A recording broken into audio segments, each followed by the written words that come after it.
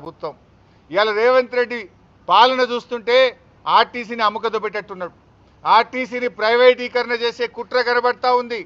ఈ ఎలక్ట్రిక్ బస్సుల పేరిట ఇక ఆర్టీసీలో హైదరాబాద్లో ఆర్టీసీ కార్మికుడు ఉండడు. ఎలక్ట్రిక్ బస్సు వస్తే డ్రైవర్ కూడా ప్రైవేటోడే, కండక్టర్ ఉండడు, కార్మికుడు ఉండడు, డిపోలు ఉండయి, అంతా అమ్మకదొబ్బుడే. మొత్తంగా ఆర్టీసీని ప్రైవేట్ పరం చేసే కుట్ర చేస్తుంది. ఇవాళ ఆర్టీసీ ఇక లేకుండా కనుమరుగయ్యేటువంటి ప్రమాదం కనబడతా ఉంది.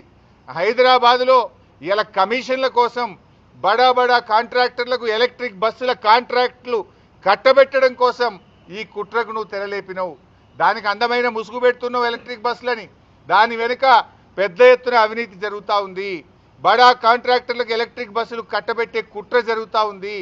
ఇవాళ దాంట్లో భాగంగానే ఏం చేస్తుండు, ఎట్లా ఎలక్ట్రిక్ బస్సులే ఆర్టీసీ బస్సులు ఉండేవి కనుక ఉప్పల్ మియాపూర్లో ఉండేటువంటి వర్క్షాప్లను ఇలా అమ్మేస్తుండు రేవంత్ రెడ్డి.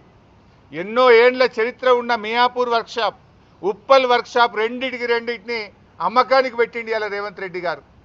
ఇవాళ జూబ్లీ బస్టాండ్తో సహా రాష్ట్రంలో ఉండే అనేక బస్టాండ్లను రేవంత్ రెడ్డి ప్రభుత్వం హడ్కోలో కుదబెట్టి 1500 కోట్ల అప్పు తెచ్చిండు.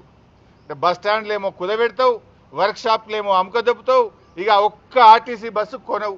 ఉన్న బస్సులన్నీ ప్రైవేట్ కాంట్రాక్టర్లకు ఇచ్చి కిలోమీటర్కు 59 రూపాయలు కట్టబెట్టే కుట్ర చేస్తూ ఉన్నావు. నువ్వు